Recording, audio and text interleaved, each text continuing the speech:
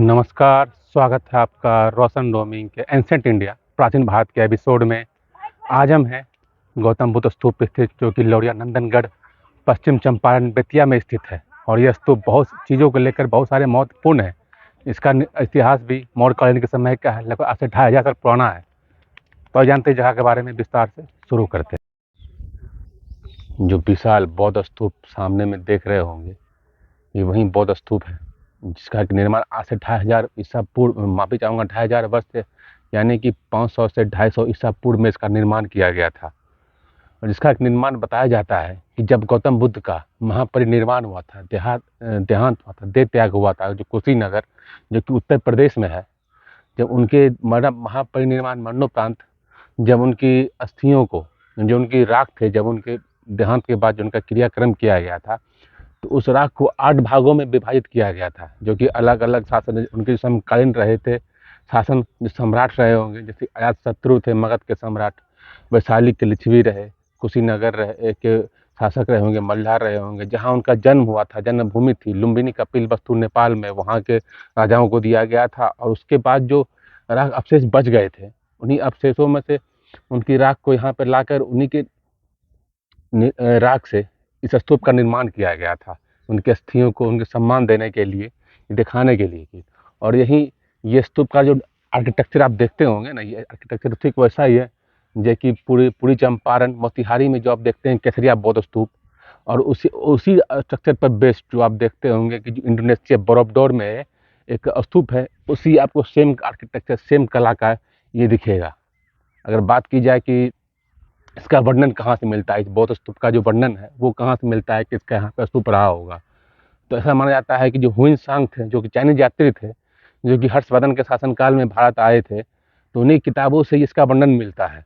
और जो Lord Cunningham रहे थे, जिन्हें कि भारतीय इतिहास का एएसआई का जनक कहा जाता है, जिनके ही कार्यकाल में बहुत सारे चीज़ों का खोज हुआ था, चाहे नालंदा हो या बहुत सारे बौद्ध स्तूप हो, बहुत सारे अशोक स्तंभ रहे हो, पिलर रहे हो, उन्हीं के शासनकाल कार्यकाल में ही उनका खोज किया गया था। और उनके खोज में से यही एक खोज है जो इनमें से एक है, जो कि 1880 में इनके इस जगह का खोज किया गया था। और बाद में बहुत सारे जो आते गए एएसआई के अधिकारी रहे, जो इसमें रुचि रखने वाले रहे, उन सब ने इस जगह को खोज किया, इसका एक्सप्लोर किया, बहुत सारे स्तर पर इसका पूरा खोज किया गया था। ऐसा नहीं कि एक ही बार में पूरा का पूरा इसका खोज कर दिया गया था। बाद में जो आए थे मजुमदार रहे, जो कि एएसआई के ही अधिकारी रहे, उन्होंने इसका निर्माण खोज किया था। लगभग इसका अंतिम तक जो इसका काम चला है, लगभग 1940 तक चला था। उसके बाद से ये जस का तस पड़ा हुआ, उसके बाद से इसका कुछ संरक्षण या सुरक्षित के लेके काम नहीं किया गया हुआ। आइए इसके और पर चलते हैं और देखते हैं क्या क्या है इसके ऊपर।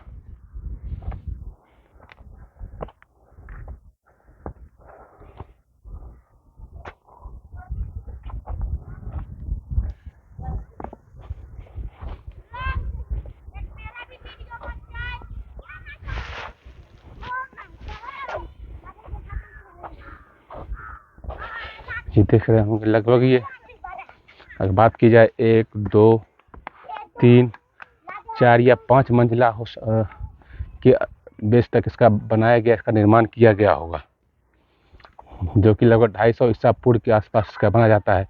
क्योंकि कलिंग युद्ध के बाद जब सम्राट अशोक का हृदय परिवर्तन हुआ था, तो चंड अशोक से धम्म अशोक बना था। उसके बाद से उन्होंने कई जगह बहुत अपने शिलालेखों को लगवाया, धनुपदेश दिए, और उसके साथ साथ उन्होंने बहुत सारे बौद्ध स्तूप का भी निर्माण करवाया, जो विशाल विशाल बौद्ध स्तूप रहे, जो कि केसरिया बौद्ध स्तूप रहा, उसमें रहा, उनमें से एक ये भी रहा। और उनकी भव्यता देखते ही बनती है।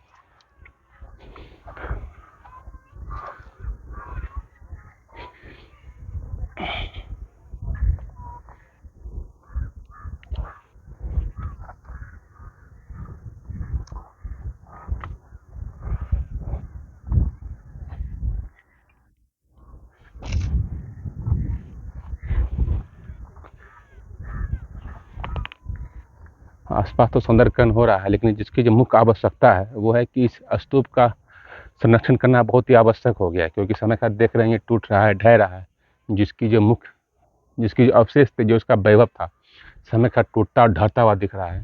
सरकार को चाहिए, चाहे राज्य सरकार हो या केंद्र सरकार हो, उनका कर्तव्य बनता है कि इसके प्रति अपना वो जिज्ञासा को दिखाए। जो अपनी रुचि है, धरोहर है, राष्ट्रीय धरोहर है, इसे घोषित किया गया है। राष्ट्रीय धरोहर के प्रति जिनका कर्तव्य बनता है उसका निर्वाहन करे और इसे संरक्षित करे। और इसके जो ईंटें लगी हुई हैं, अभी देखते होंगे बहुत बहुत जगह अलग तरह की ईंटें का निर्माण किया गया है, उपयोग किया गया है। इसका मुख्य ईंटें जो आप देखते होंगे, उसकी जो मुख्य ईंटें का जो आर्किटेक्चर है, जो ढांचा है, वो 51/20 सेंटीमीटर का है। यानी कि इसकी जो लंबाई रही होगी 51 सेंटीमीटर रहेगी, और जो चौड़ाई रहेगी ईंट की वो 20 सेंटीमीटर रही होगी। इसे समझ सकते हैं कि उस समय, उस शासनकाल के समय में ईंटों का स्ट्रक्चर वर्तमान से कितना बेहतर रहा होगा, जो कि आज भी 10 का 10 बना हुआ है। वो ईंटें 2500 साल में 10 की 10 बनी हुई है। तो समझ सकते हैं इनका जो क्वालिटी रहा होगा बनाने का कितना बेहतर रहा होगा।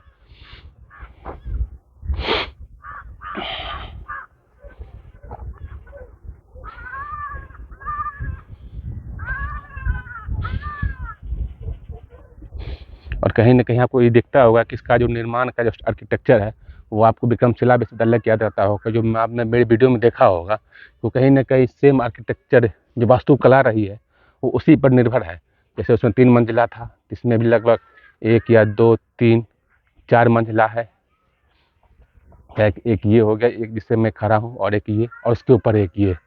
और उसका जो मुख्य बौद्ध स्तूप है सबसे ऊपर जो टॉप पे है, वहाँ पे भी चला जाएगा। लेकिन वर्तमान तक अभी ये देखिए, स्टेप बाय स्टेप इतिहास को देखते रहिए कि समय के साथ कितना ये धूमिल होता चला गया। तो हम लोग सिर्फ देख रहे हैं अपने धरोहर को।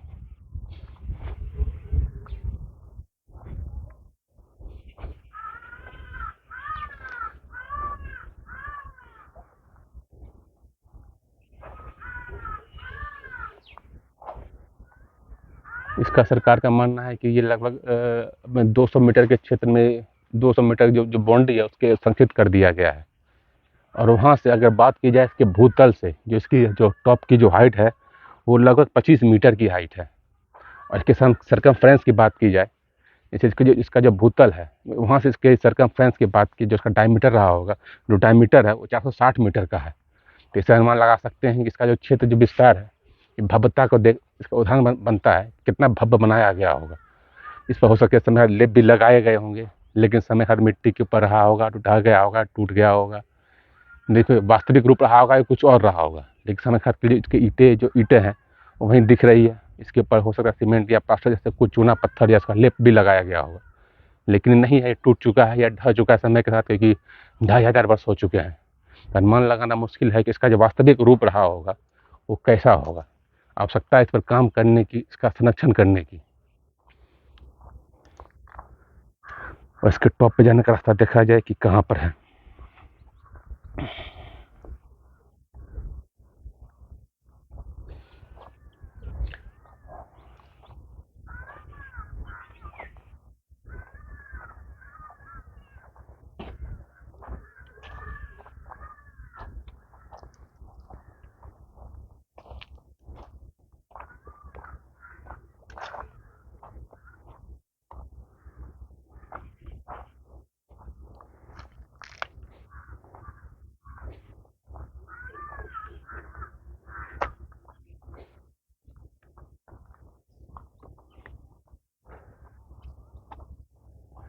इसके टॉप तक पहुंचने का प्रयास किया जा रहा है, लेकिन इसका जो मुख्य रास्ता है जो टॉप तक है उसके ऊपर तक पहुंचा जाए वो अभी दिख नहीं रहा है। फिर भी इसका चक्कर लगाना होगा, देखना होगा इसका जो मुख्य रास्ता रहा इसके ऊपर तक, शीर्ष तक पहुंचने का कौन सा रास्ता रहा होगा। और इसके निर्माण में, संरक्षण में बात किया करते हैं तो इसके अवशेष मिलते हैं कि अलग अलग शासनकाल में भी इसका कुछ पुनर्निर्माण किया गया, पूरा संरक्षण को लेके भी इसका काम किया गया होगा। क्योंकि इसके सतह पर बताए जाते हैं कि शुंग और कुषाण वंश के समय भी इसके कुछ चीज़ें हैं जो उनके, जो उनके शासनकाल जो सिक्के थे, जो उनके प्रचलित थे, जो उनके व्यापार में काम आते थे, उनके समय के यहाँ पे सिक्के भी मिले हैं। और इसका जो ढांचा देखते हैं ना आप, ये पॉलीगोनल है, यानी कि 5 जो इसके देते हैं ना, ऑक्सीगोनल, डायगोनल, डायगोनल चाहूँगा इसके 2 है 3 है, इसे इसके 5 होंगे। जैसे आप इसे एक ये देख रहे होंगे, फिर उससे एक रहा होगा, फिर 4 1 5, मतलब 5 आकार में दिशा से आकार से इसे बनाया घेरा गया होगा। उसका एक सर्कमफ्रेंस एक सर्कुलर यानी कि गोलाकार में ही, लेकिन इसे 5 पॉलीगोन शेप में से दिया गया है।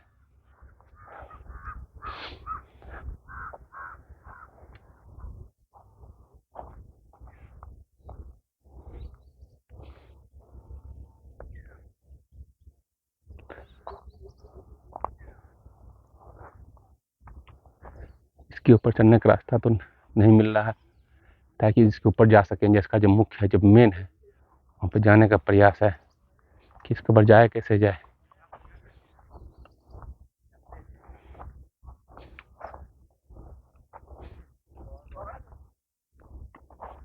भाई इसके ऊपर कैसे जाना पड़ेगा? इसके ऊपर कैसे जाना होगा? उधर से?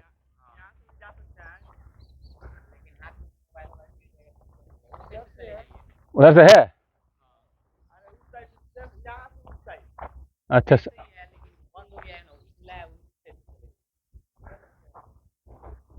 वहीं जाने का रास्ता तो दिख रहा है, लेकिन टूटा हुआ है। फिर से जाना देखना होगा। इसका जो मुख्य रास्ता है, इसके टॉप पे पहुंचने का प्रयास किया जा रहा है।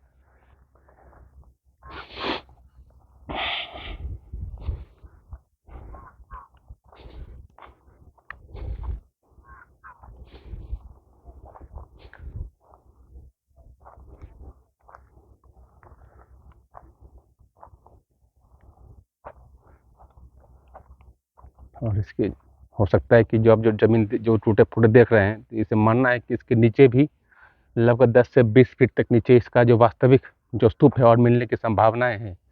लेकिन इसका जो अंतिम बार जो इसकी खुदाई की गई थी 1940 में की गई थी, मजूमदार से लेकर 1935-34 में लेकर 1939 में जो इसकी अक्षी पर खुदाई की गई थी, घोष द्वारा की गई थी। जो उनके घोष है, जो आगे मजूमदार जी के विचारधाराओं को आगे ले गए थे, अंतिम खुदाई उन्हीं के कार्यकाल में हुआ।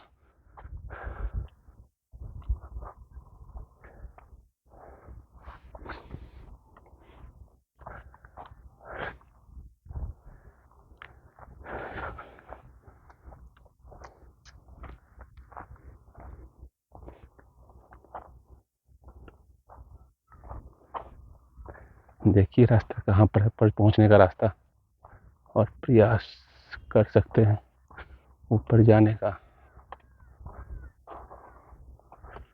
तो ये एक रास्ता तो मिला है ऊपर पहुंचने का। देखते हैं सफल हो पाते हैं कि नहीं।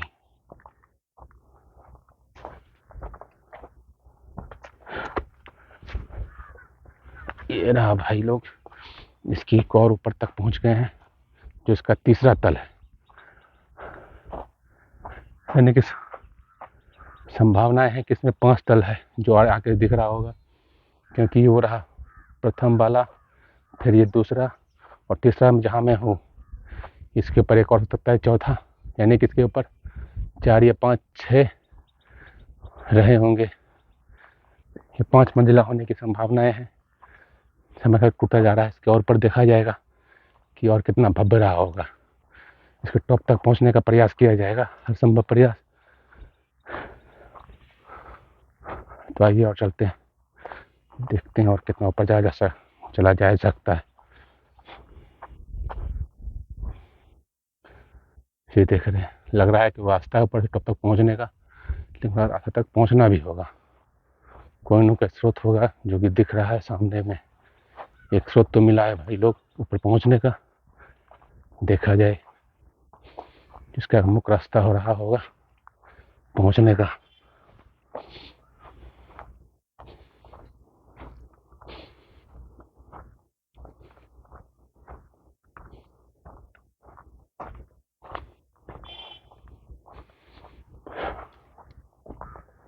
चलिए भाई, एक और पे पहुंच चुके हैं।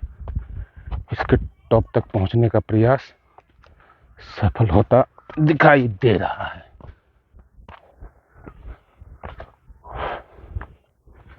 ये रहा भाई लोग, एक, ये 2 रहा, तीसरा, एक चौथा तक पहुंचे हैं। इसके और पर तक पहुंचने का प्रयास होगा अभी।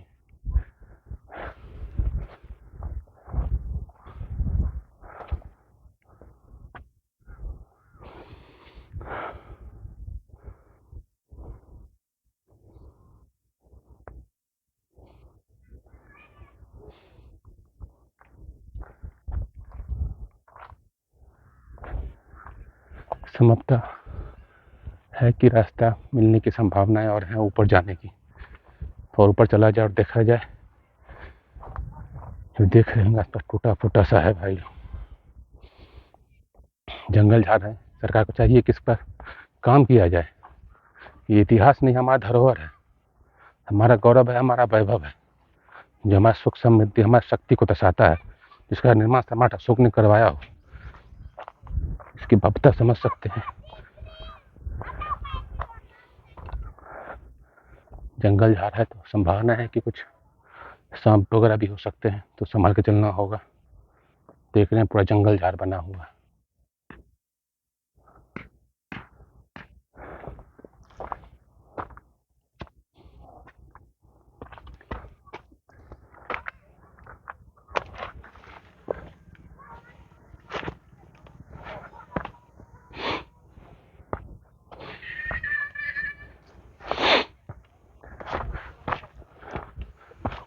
चलिए भाई लोग ऊपर पहुंचने वाले हैं।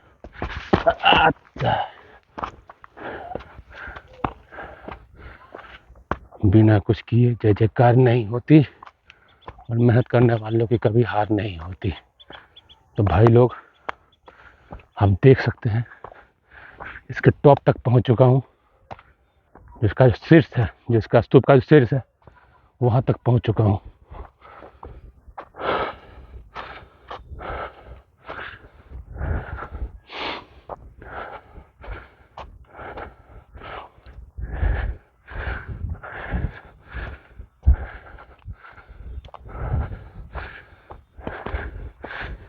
ये इसका सबसे टॉप स्टॉप है भाई, यहाँ से देख सकते हैं। दृश्य दिख रहा होगा आपको, सबसे टॉप का है ये। इसके ऊपर का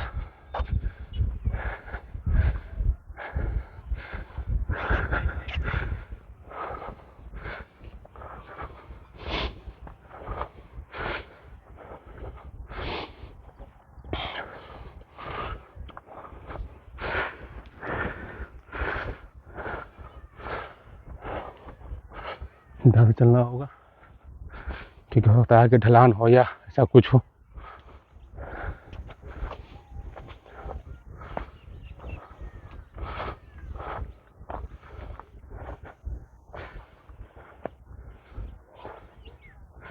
आइए तो बहुत, तो नीचे चलते हैं भाई लोग। इसको ऊपर तक पहुंचने के बाद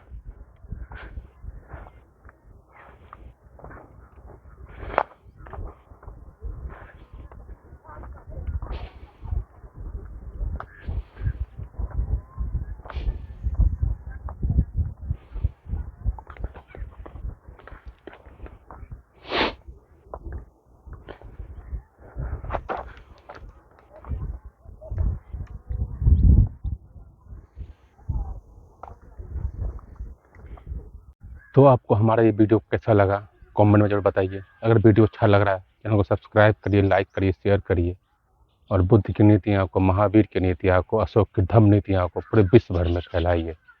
तो फिर मिलते हैं अगले वीडियो में। धन्यवाद।